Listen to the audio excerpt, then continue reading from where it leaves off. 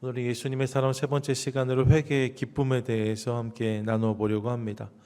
지난 두 번의 시간을 통해서 우리는 그리스도인 됨에 대해서 함께 생각했습니다. 때로는 우리가 연약해 보이고 무기력해 보이고 그래서 아무것도 아닌 것처럼 보일 수 있지만 사실 우리가 그리스도인이 되었다는 것은 놀라운 은혜다라고 말씀을 드렸습니다. 왜요? 십자가를 통해서 하나님의 사랑, 하나님의 능력을 경험할 수 있는 자가 그리스도인이기 때문에 그렇습니다. 그리고 그 은혜 안에서 이제 예수 그리스도께서 내 안에 와 계시다라고 말씀을 드렸어요. 성령님께서 내 안에 와 계시다라고 말씀을 드렸습니다. 믿으십니까? 아멘. 여러분, 이게 얼마나 큰 은혜인지 모릅니다. 저도 2주 전에 이 말씀 나누고요, 저한테 되게 특별히 은혜가 되었습니다. 2주 내내 내 안에 주님이 계시다, 내 안에 주님이 계시다, 이 생각을 계속 하면서 지내왔거든요. 여러분, 그랬더니 제 안에 기쁨이 마르지 않는 것을 확인합니다. 어떤 상황을 만났을 때 당황하지 않는 것을 경험합니다. 내 안에 주님이 계시다는 이 고백 하나만으로도 그분이 내 삶을 지지하시고 붙드시는 은혜를 경험할 수 있는 거죠. 예, 우리 안에 예수 그리스도가, 우리 안에 성령 하나님이 계신 것을 확신하며 그분이 주신 힘과 능력으로 날마다 승리하는 저와 여러분, 우리 모두가 되시기를 축복합니다. 아멘. 특별히 성령이 우리 안에 계시면 그분이 우리 안에 역사하신다라고 말씀을 드렸어요. 말씀이 깨달아지게 하시고 은혜가 깨달아지게 하시고 또 마음에 소원을 주시고 주의 뜻을 행하게 하신다라고 또 말씀을 드렸습니다. 결국 그래서 땅끝까지 증인으로 살아갈 수 있게 하신다라고 말씀을 드렸지요. 그러니까 그분을 인정하는 삶을 살아가자고 지난주에 말씀을 드렸습니다. 예, 주님이 내 안에 계시니까 이제 그분을 인정함으로 그분을 누리는 인생을 살자는 거예요. 이스라엘 백성들이 하나님이 그들의 왕이셨음에도 불구하고 하나님의 왕되심을 인정하지 않으므로 왕 없는 자들인 것처럼 살아갔던 모습을 기억하면서 우리도 같은 우를 범하지 말고 주님을 인정하는 삶을 살자고 말씀을 드렸습니다. 그분을 인정하지 않으면 그분을 누릴 수 없다. 이것이 지난주 말씀이었지요. 그리고 이제 오늘 더불어 주님이 내 안에 계심에도 불구하고 그분을 누리지 못하게 하는 또 하나의 걸림돌을 함께 생각해 보려고 합니다. 여러분, 주님이 내 안에 계신데 우리가 그분을 풍성히 누리지 못하게 하는 걸림돌이 또 하나 있답니다. 그게 무엇이냐? 여러분, 그게 죄입니다. 그리스도인은 죄와 상관이 없는 존재이다. 이런 맞아요? 틀려요? 틀립니다. 그리스도인들은 죄와 상관없는 존재가 아니에요. 그렇지 않습니다. 어떤 이단에서는 구원만을 강조하면서 구원받은 자의 삶에는 더 이상 회개가 필요하지 않다라고 말합니다. 구원받은 일시가 정확하면, 구원을 내가 지적으로 알고 그 사실을 내가 인지하고 있으면 이후에는 내가 어떤 죄를 범하여도 이 구원에 흔들림이 없다라고 가르치거든요. 하지만 여러분, 그렇지 않습니다. 예수 그리스도의 십자가로 죄 용서를 경험하고 거듭난 자가 된 것은 맞지만 여러분, 여전히 우리에게 죄의 문제는 중요하고 또 심각한 문제입니다. 예수를 믿는다는 것은 우리가 하나님의 자녀가 되었다는 것이지 어떤 죄를 지어도 상관없다는 의미를 담고 있는 것은 아닙니다. 예수를 믿는다는 것은 내가 어떤 죄를 지어도 상관없다, 내가 죄와 상관없이 살아간다, 이런 맥락의 의미를 가지고 있는 것은 아니라는 거예요. 예수 믿는 사람에게 예수를 믿음에도 불구하고 여전히 죄의 문제를 잘 다루는 것은 중요하다는 거죠. 그럼 예수 믿는 사람들과 믿지 않는 사람들 사이에 차이가 없는 게 아니냐? 그렇지 않습니다. 예수 믿는 사람과 예수 믿지 않는 사람들 사이에 분명히 차이가 있습니다. 로마서 8장 1절 보세요. 이렇게 말씀하는데 함께 읽습니다. 시작. 그러므로 이제 그리스도 예수 안에 있는 자에게는 결코 정죄함이 없나니. 여러분, 예수 그리스도 밖에 있는 자들에게는 심판이 있습니다. 그들은 죄로 인한 정죄가 있습니다. 이것을 피할 길이 없습니다. 그런데 예수 그리스도 안에 있는 자에게는 뭐라고 말씀해요? 결코 정죄함이 없다라고 말씀합니다. 예수를 믿고 구원받은 그리스도인에게는 결코 정죄함이 없다라고 말씀해요. 믿으십니까? 아멘. 여러분, 이 자유함이 우리 가운데 있게 되기를 원합니다. 그런데 이것만 말씀하지 않으세요? 히브리서 12장 7절 8절은 이렇게 말씀하는데 함께 읽습니다. 시작. 하나님이 아들과 같이 너희를 대우하시나니 어찌 아버지가 징계하지 않는 아들이 있으리요. 징계는 다 받는 것이거늘 너희에게 없으면 사생자요 친아들이 아니니라. 아멘. 여러분, 하나님 백성에게는 정죄함이 없는데, 그런데 하나님이 당신의 백성들에게 허락하시는 징계가 있다라고 말씀합니다. 정죄는 없지만 뭐가 있다고요? 징계가 있다라고 말씀한다는 거예요. 이를 기억하고 싶습니다. 우리가 예수를 믿고 구원을 받으면 우리의 죄가 용서받았으므로 더 이상 심판을 두려워하지 않아도 됩니다. 우린 구원받은 거예요. 정죄함이 없습니다. 하지만 여러분, 동시에 그리스도인들의 삶에도 죄로 인해 경험되어지는 아픔과 어려움이 얼마든지 있을 수 있다는 사실을 또한 기억해야 됩니다. 아니, 여러분, 생각해 보면 오히려 그리스도인이 되면 건강한 그리스도인은 죄에 대해서 더 민감해집니다. 왜냐하면 이전에 몰랐던 죄를 더 많이 깨닫게 되기 때문입니다. 여러분, 예수를 믿으면 죄에 대해서 이제 아무런 관심이 없어지는 것이 아니라 죄에 대해서 더 민감해질 수밖에 없어요. 왜냐? 내 안에 주님이 와 계시기 때문입니다. 주님이 우리로 하여금 죄를 깨닫게 하시기 때문입니다. 때로는 오래 참으시지만 때로는 징계하신 이유가 여기 있죠. 우리로 하여금 주님이 죄를 깨닫게 하시고 이를 통해 돌이키게 하셔서 주님이 원하는 인생으로 우리를 세우기 원하세요. 그래서 주님이 우리로 하여금 죄를 깨닫게 하시는 거죠. 왜 죄를 또 깨닫게 하시는가? 여러분, 죄를 통해 우리가 잃어버리는 것이 너무나 많기 때문이기도 합니다. 죄가 우리 안에 있을 때 우리가 어떤 것들을 잃어버리는가? 죄로 인해서 은혜를 잃어버립니다. 하나님께서 죄 위에 은혜를 붓지 않으세요. 그러니까 죄가 우리 안에 도사리고 있으면 은혜가 잘 경험되지 않습니다. 죄가 하나님의 백성들이 누릴 수 있는 복도 막습니다. 하나님께 복을 부어주시기 원하시지만 우리 안에 있는 죄가 우리 인생을 좌지우지하고 있으면 그 복이 다 새어나가는 것들을 보게 되어지는 거죠. 예수 믿는 기쁨도 상실합니다. 기도의 문이 막히기도 합니다. 감사와 평화가 사라지기도 합니다. 무기력한 신앙생활에 빠지기가 쉽습니다. 여러분, 경험해 보셨을 거예요. 무언가 내 안에 죄가 들어오면 말입니다. 무언가 이렇게 견디지 못할 두려운, 드러날까 조마조마한 그런 죄가 내 안에 있으면 여러분, 이런 것들을 우리가 경험합니다. 마음에 기쁨이 없어요. 예배를 해도 감격스럽지가 않습니다. 기도가 잘 되지 않아요. 그런 일들을 경험하게 되는 거죠. 그래서 이사야서 59장 2절이 이렇게 말씀하는데 함께 읽습니다. 시작. 오직 너희 죄악이 너희와 너희 하나님 사이를 갈라놓았고 너희 죄가 그의 얼굴을 가리어서 너희에게서 듣지 않으시게 함이니라. 아멘. 여러분, 하나님께서 무능하시기 때문이 아니라 죄가 하나님과 우리 사이를 갈라서 우리로 하여금 그분의 얼굴을 보지 못하게, 그분이 우리의 말을 듣지 못하시도록 하게 되었다라고 성경이 말씀하고 있어요. 하나님의 백성임에도 불구하고 죄가 우리로 하여금 하나님을 온전히 누리는 삶을 막는다는 거예요. 하나님을 온전히 누리는 삶을 누리지 못하게 한다는 거죠. 그래서 하나님은 그리스도인에게 징계를 허락하십니다.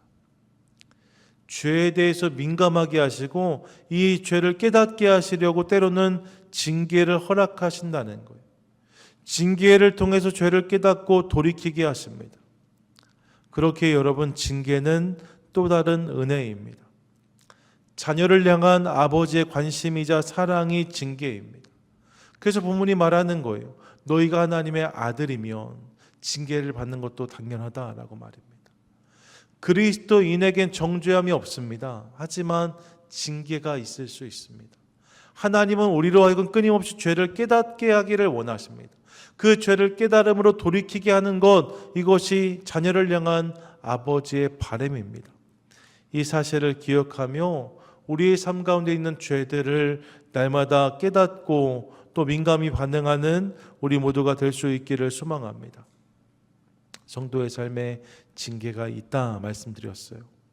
더불어서 징계가 하나님이 당신의 백성들의 죄를 다루시는 방법이라면 성도에게 기대하는 하나님의 죄에 대한 반응도 있습니다. 하나님께서 성도에게 기대하시는 죄에 대한 반응이 있어요. 그것이 무엇인가? 그게 회개입니다.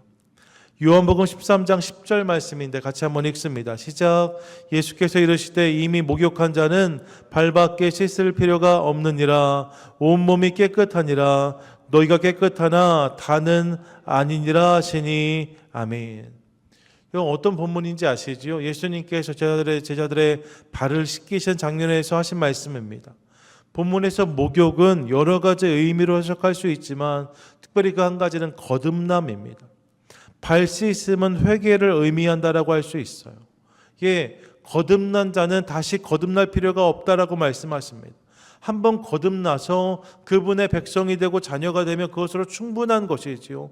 그런데 여러분, 거듭난 자의 삶에도 발 씻는 것은 중요하다라고 말씀하십니다. 발을 씻을 필요가 있다라고 말씀하십니다. 여전히 회개의 은혜가 필요하다는 거예요. 그래서 오늘 함께 읽었던 본문이죠. 요한일서 1장 9절이 이렇게 말씀해요. 함께 읽습니다. 시작. 만일 우리가 우리 죄를 자백하면 그는 미쁘시고 의로우사 우리 죄를 사하시며 우리를 모든 불의에서 깨끗하게 하실 것이요. 아멘.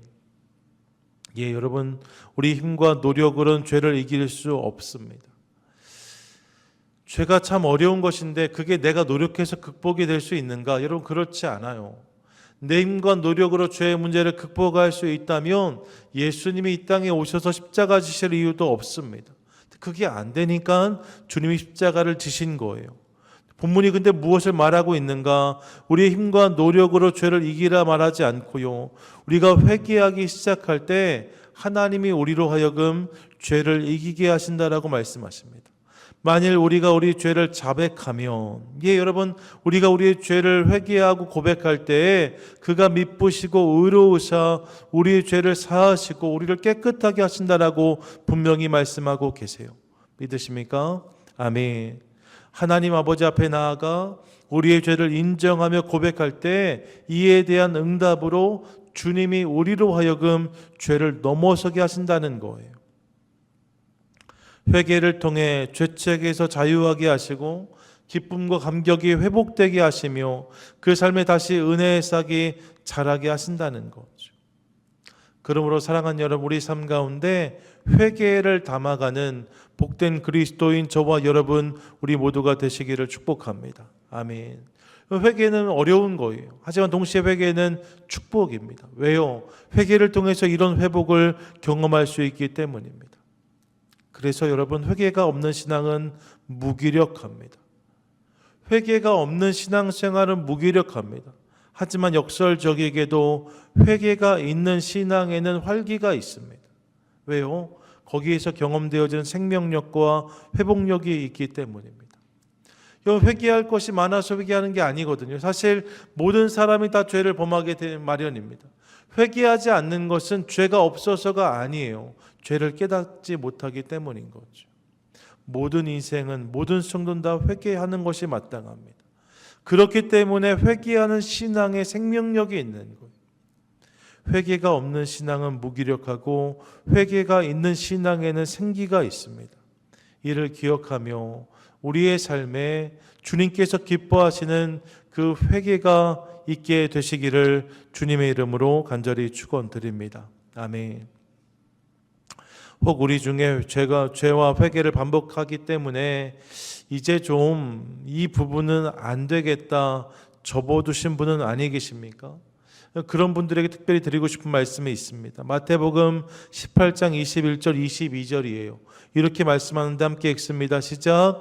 그때 베드로가 나와 이르되 주여, 형제가 내게 죄를 범하면 몇 번이나 용서하여 주리이까? 7번까지 하오리이까?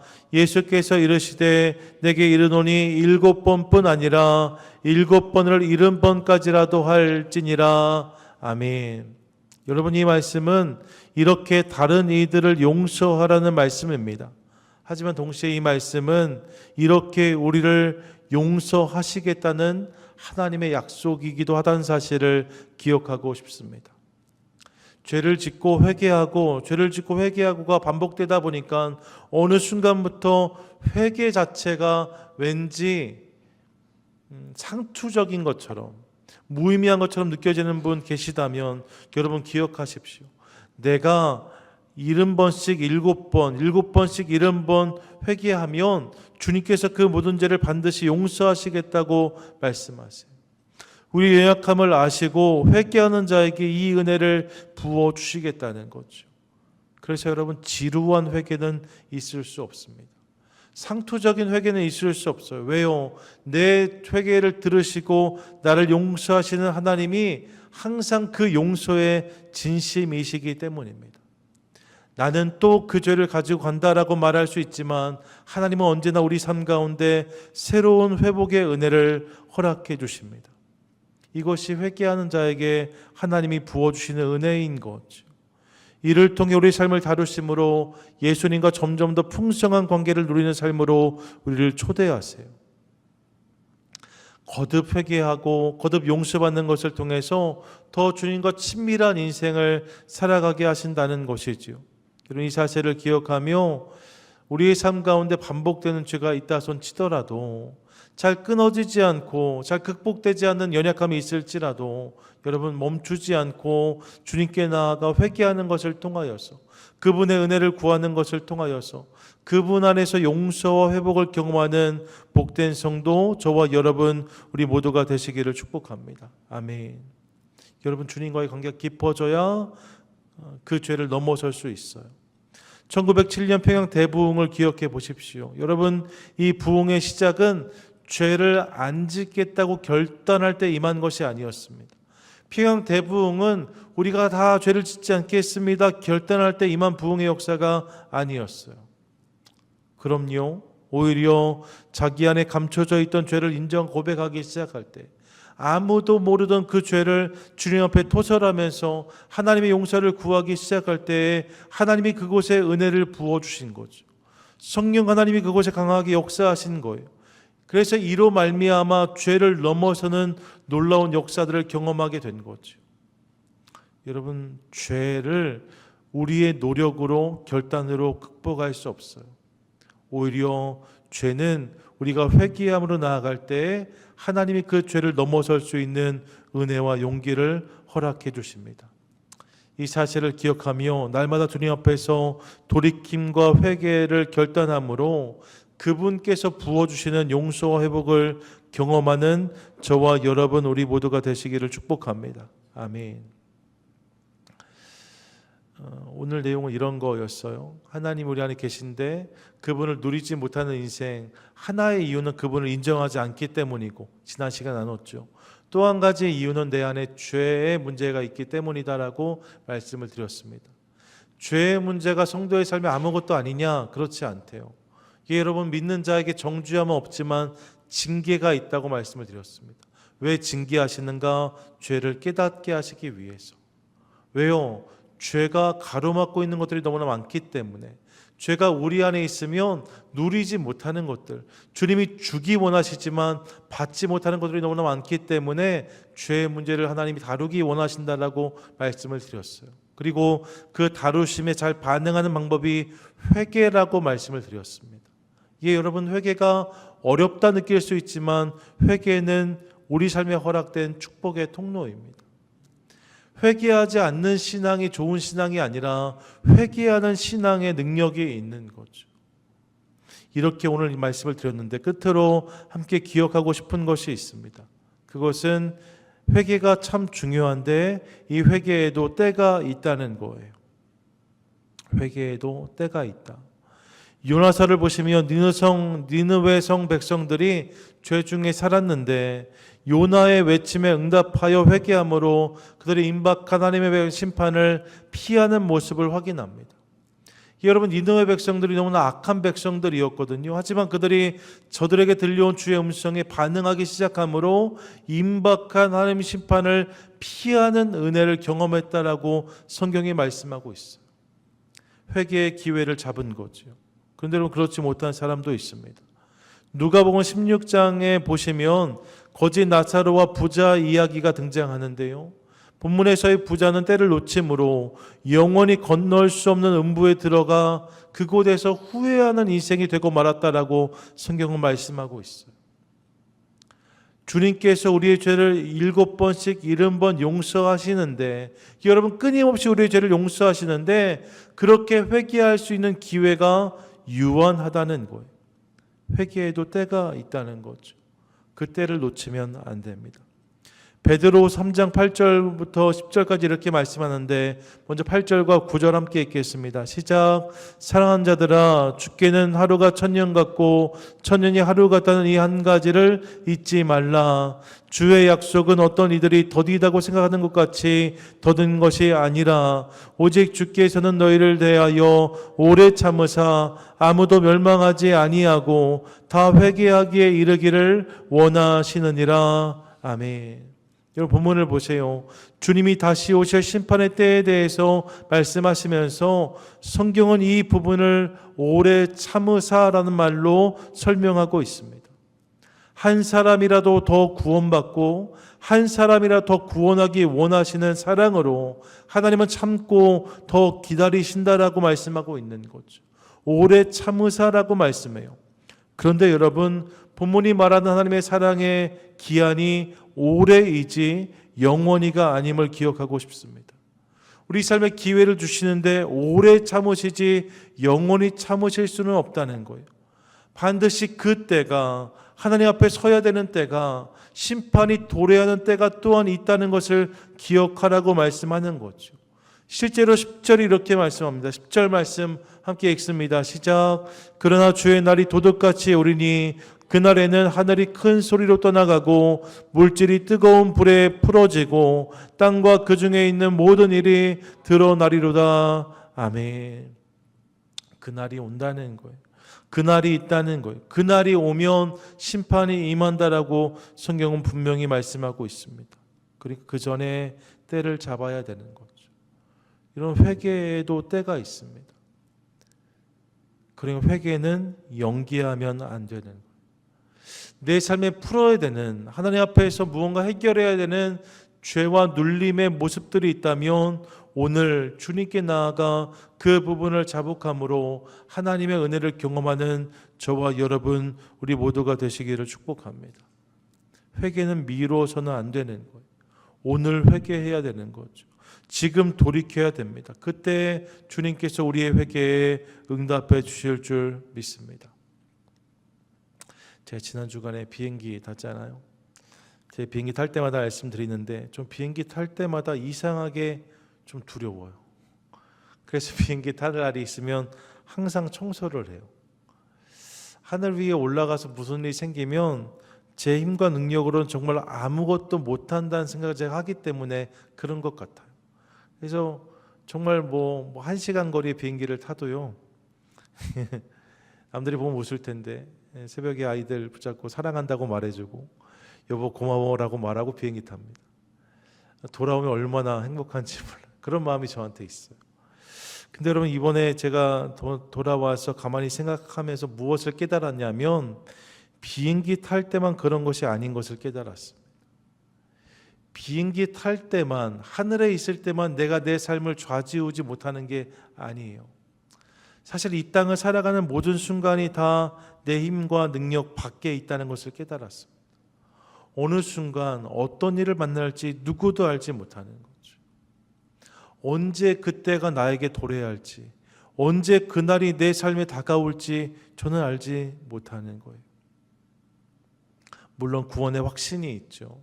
언제 죽어도, 언제 주님 부르셔도 그분을 만날 수 있다는 확신이 저에게, 우리에게 있습니다. 하지만 여러분, 부끄러운 모습으로 그분 앞에 설까? 그 두려움이 있는 거죠. 무언가 풀어지지 않는 문제를 가지고, 무언가 주님 앞에서 주님이 정말로 그 부분을 회개하고 돌이키기 원하셨는데 그러지 못한 모습으로 그분 앞에 나아갈까, 그 두려움이 제 안에 있다는 것을 깨달았어요. 그래서 비행기 탈 때만이 아니라 일상을 살아갈 때도 날마다 그 마음으로 살아야겠다 생각해 보았습니다. 저만 그럴까요? 우리 다 마찬가지입니다. 여러분, 우리 삶에 어떤 일이 언제 벌어질지 누구도 알 수 없습니다. 그렇기에 우리가 가장 회개하기 좋은 때는 바로 지금입니다. 주님이 원하시지 않는 것들 말입니다. 내 삶에 우리는 분명히 알아요. 주님께서 이것을 기뻐하시지 않는다는 걸 말입니다. 이게 주님 뜻이 아니라는 것을 내가 분명히 알아요. 그런데 여전히 그 자리에 방치되고 있는 문제들이 있다면 오늘 회개하는 은혜가 우리 삶에 있게 되기를 원합니다. 주님이 그것을 기뻐하세요. 주님이 그 회개를 받으십니다. 그리고 우리 삶 가운데 새로운 회복의 역사를 허락해 주실 줄 믿습니다. 오늘 주님이 바로 그 자리로 저와 여러분 우리 모두를 부르십니다. 바라기는 이를 기억하며 주님을 바라보고 그분께 나아가는 것을 통하여서 오늘까지 눌려있던 우리 마음 가운데 이제 용서의 감격이, 회복의 기쁨이 다시 한번 싹틀 수 있기를 소망하고, 이로 말미암아 주님께서 우리 삶과 허락하신 귀한 사명의 인생을 넉넉히 감당하는 믿음의 인생, 믿음의 자녀 저와 여러분 우리 모두가 되시기를 주님의 이름으로 간절히 축원드립니다. 아멘.